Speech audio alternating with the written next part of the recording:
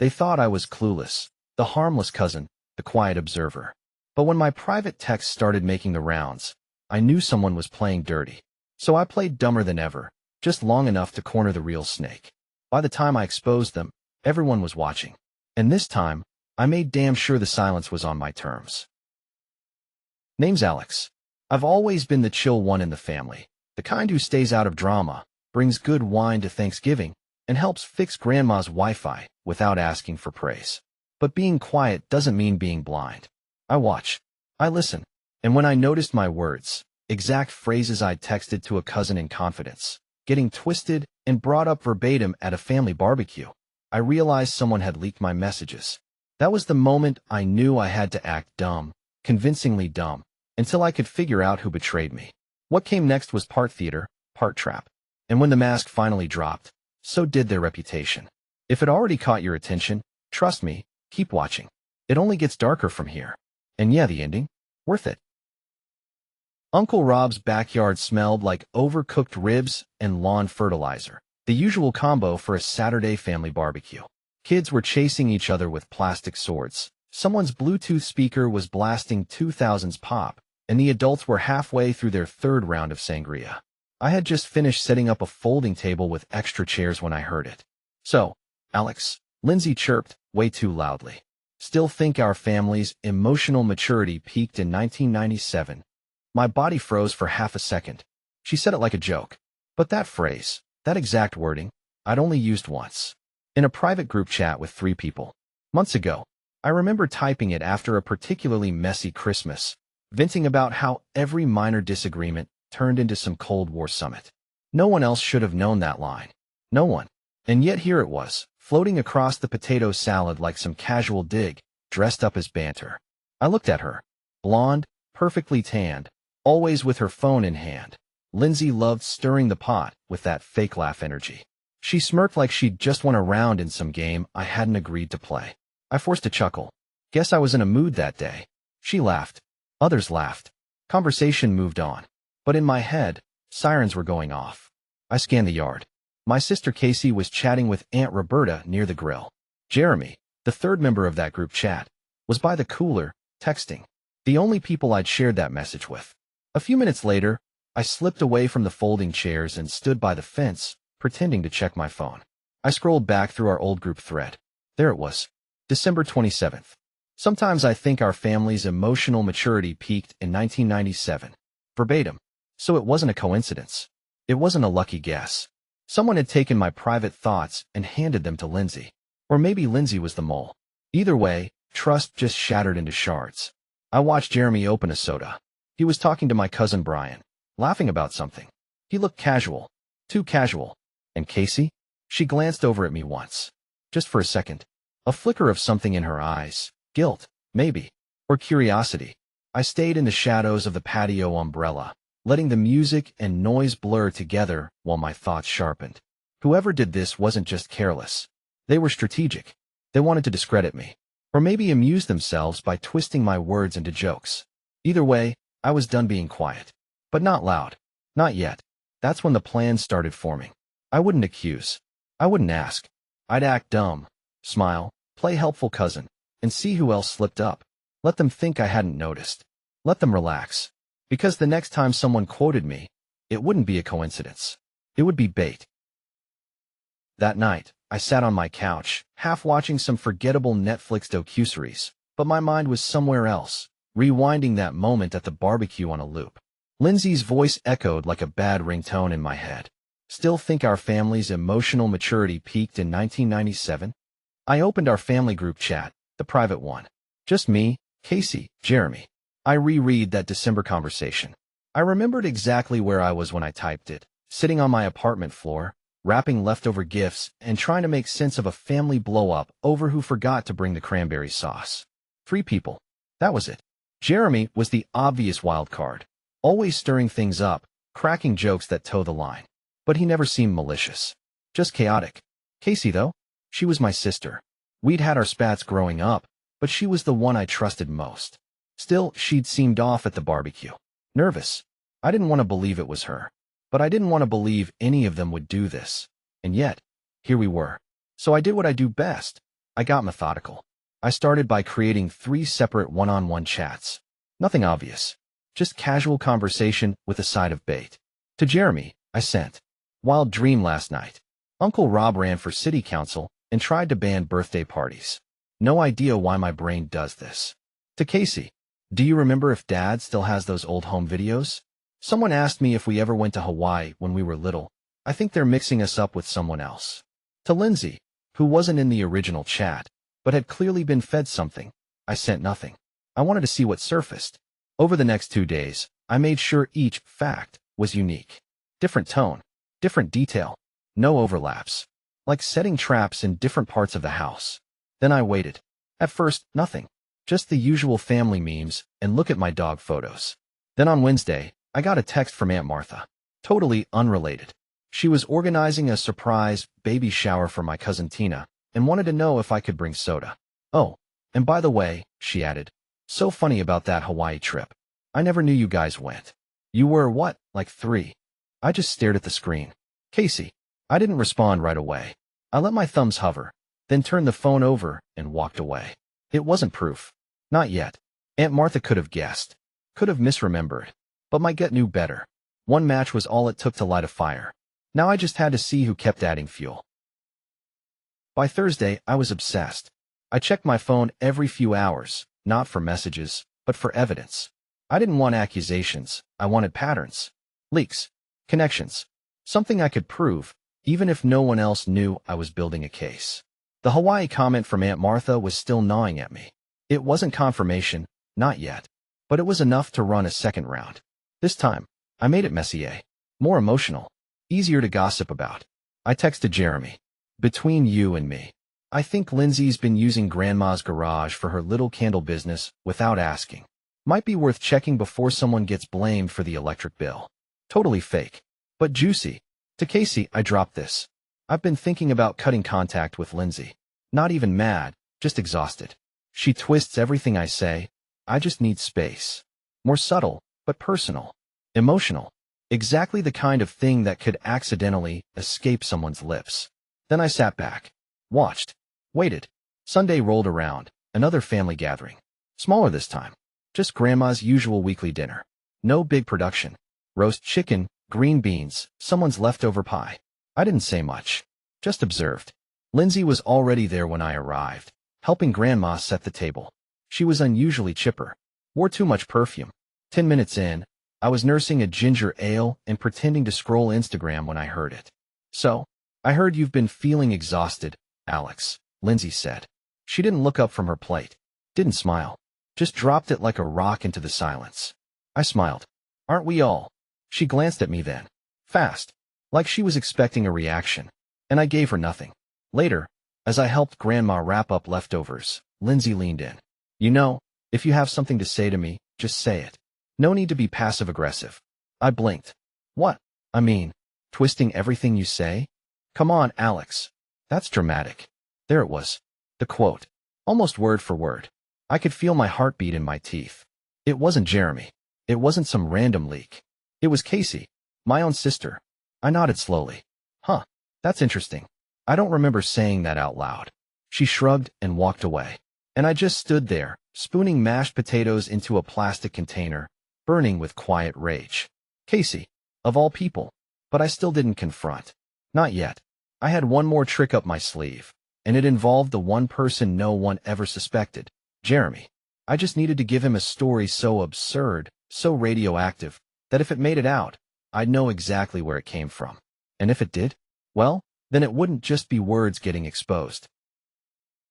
I invited Jeremy out for burgers the next day, just the two of us. He'd never say no to free food, and honestly, I needed FaceTime. To watch his body language. To bait the trap in person. We met at Baxter's Grill, a noisy spot near his office. Greasy fries, sticky tables, and loud sports talk on the TVs. Perfect cover for a conversation that didn't want to be overheard. "Man, you okay?" he asked between bites of his double bacon monstrosity. "You've been quiet lately." I shrugged. "Yeah, just tired of all the family nonsense." He smirked. "Lindsay again?" I leaned in slightly, lowered my voice. Time to light the fuse. Not just her. I think someone's been spying on Grandma's finances. Jeremy raised an eyebrow. Wait, like stealing? No, more like snooping. I saw her bank app open on someone's phone last week when they were helping her with groceries. I didn't say anything, but it looked sketchy. His eyes narrowed. Who? I let the silence hang just long enough. Casey, I said. He blinked. Your sister. I nodded, deadpan. Don't tell anyone. I'm still figuring out what to do. He raised his hands. Hey, not my business. Exactly what I wanted him to say. But I wasn't done. Later that night, I did something I wasn't proud of, but absolutely necessary. I called Jeremy. Voice only. Hey, I said, tone casual. Just so it's clear, I trust you, man. I needed to say it out loud. You're not like the others. You get how toxic that family stuff can be. He laughed. Yeah, man. You know me. I kept the conversation going for about 2 minutes. Vague lines. A little drama. I threw in a line about how, if it ever came to it, I'd show proof, grandma's receipts, all that. And while we talked, I recorded it. Not because I thought Jeremy would turn on me, not directly, but because if he twisted this conversation, I needed something airtight to flip the narrative back. I saved the audio, labeled it insurance. Then I sat back and waited. Next family event was my suggestion, game night at my place. Easy to host, easy to control the environment. Cards Against Humanity, snacks, light music, drinks. Enough chaos to mask intentions. The plan was already in motion. I texted the group. Game night this Saturday? Nothing fancy. Just cards, pizza, and passive-aggressive jokes. Everyone said yes. Even Casey. I cleaned the apartment. Hid the valuables. Set up the guest bathroom with those stupid little decorative soaps no one actually uses. But what I really did was prep the stage. Because if Jeremy spilled that last lie, if even one word about Casey and Grandma's finances came out of someone else's mouth, I'd have him cornered. And this time, I wouldn't smile through it. Saturday night. My place. Dim lights, pizza boxes, card games spread across the coffee table. Jeremy showed up early, as usual, already half-buzzed from a bar crawl. Lindsay came next, dragging 2 bottles of cheap wine like party favors. Casey arrived last. She brought hummus no one touched, and that weird tight smile she wears when she knows something's off, but won't admit it. The night started fine. Laughter, groans at inappropriate Cards Against Humanity answers, clinks of soda cans, and wine glasses. I played the perfect host. Chill, dumb, harmless. But my eyes never stopped watching. Jeremy was in rare form, loud, animated, overly friendly. He kept nudging Casey and cracking inside jokes like he was trying too hard to be part of the in crowd. And then, halfway through a round, he dropped the bomb. So hey, weird question, he said, leaning back. Do you guys think it's okay to check Grandma's bank statements if you're just trying to help? The air thinned instantly. Casey froze mid-bite. Lindsay blinked. I kept my face neutral, like I didn't just hear the bullet leave the chamber. What are you talking about? Casey asked, too sharp, too fast. Jeremy laughed. Nothing, just something Alex mentioned the other day. Said he caught you with her bank app open or something. Boom. That was it. Word for word from our fake conversation. I looked at Casey. Her face turned a shade paler. Then at Lindsay, her lips parted like she'd been slapped. I sipped my drink. Huh, that's weird. I don't remember saying that. Jeremy squinted. Dude, we talked about it over burgers. You said. I cut him off gently. Yeah, I remember the burger. Don't remember accusing anyone of anything, though. Must be the whiskey talking. Lindsay shifted uncomfortably. Casey stood up, straightening her shirt. What exactly did you say, Jeremy? She asked, voice icy. He said you were checking Grandma's stuff, like, looking at transactions and... I wasn't, Casey snapped. I raised my hand. Okay, time out. Everyone turned to me. The dumb guy was speaking. I've been hearing a lot of my own words coming back to me lately, I said slowly. Verbatim. Stuff I said in private. In texts. One-on-one conversations. I looked straight at Jeremy. So I started planting things. Fake things. Just to see what would float back up. You know, like breadcrumbs. Silence. I didn't actually think you'd fall for it, I added. But here we are. Jeremy opened his mouth, then shut it. His face flushed deep red. Wait, Lindsay said. You baited him? Casey sat down slowly. She looked at me with something between anger and awe. Why? She whispered. Because I was tired of being the family doormat, I said. Tired of watching people twist things and laugh like it's a game. Jeremy stood up. Screw this. I stood too. No. Sit. We're not done. He didn't. He stormed out, muttering curses under his breath. The room stayed quiet for a long time after that. Eventually, Lindsay left. Then Casey. I was alone again. But this time, I wasn't the dumb one. I was the guy who set the trap and watched it snap shut. The next few days were quiet. Too quiet. Jeremy went radio silent. No texts. No weird memes. No LOL you are crazy bro damage control. That told me everything. He wasn't sorry, he was scared. Casey called once. I didn't pick up. She didn't leave a message. I wasn't mad at her, not exactly. She hadn't leaked anything. But she'd stayed quiet too long. Watched the wreckage from the passenger seat and chose not to steer. On Wednesday, I dropped by Grandma's. She was elbow-deep in sugar cookie dough, wearing one of those floral aprons she's had since the 80s. She didn't say anything about the game night, which was unusual, but when she handed me a plate of cookies and sat down with her tea, she said this. You know, Jeremy stopped by? Said you were accusing people of spying on me. I looked up. Did he? She nodded. I told him he was full of crap. I smiled. Thanks. She sipped her tea, then leaned in. But you were testing him, weren't you? I blinked. What makes you say that? I've known you since you were a baby, Alex. You don't get loud. You get smart. And when someone hurts you, you don't swing back. You set the table. Then you let them hang themselves with the napkin. I laughed, but damn, she wasn't wrong. I just didn't want it to get uglier, I said. Grandma reached over and patted my hand. It already was. You just turned the lights on. That stuck with me. Because I hadn't started this. I didn't ask for drama. I kept to myself. Been polite. Even when my trust got shattered, I played the long game. But now it wasn't about messages or family games or pride. It was about consequences. And Jeremy had just handed me a full confession on a recorded phone call. The file sat in a hidden folder on my laptop, labeled audio_backup_2.mp3. I had his voice, his words, his chuckles about spicing things up and keeping people humble. It would have been so easy to forward it to the family group chat. Let it detonate like a digital grenade. But I wanted them to hear it together. See each other's faces. Feel the shame ripple across the room. That Sunday, Grandma was hosting brunch. Big crowd, cousins, aunts, uncles, even out-of-town guests. She asked if I could say a few words during the meal, just a quick toast, maybe a joke. I told her yes. And I knew exactly what I was going to do. This wasn't revenge anymore. This was restoration. Of my name. My dignity.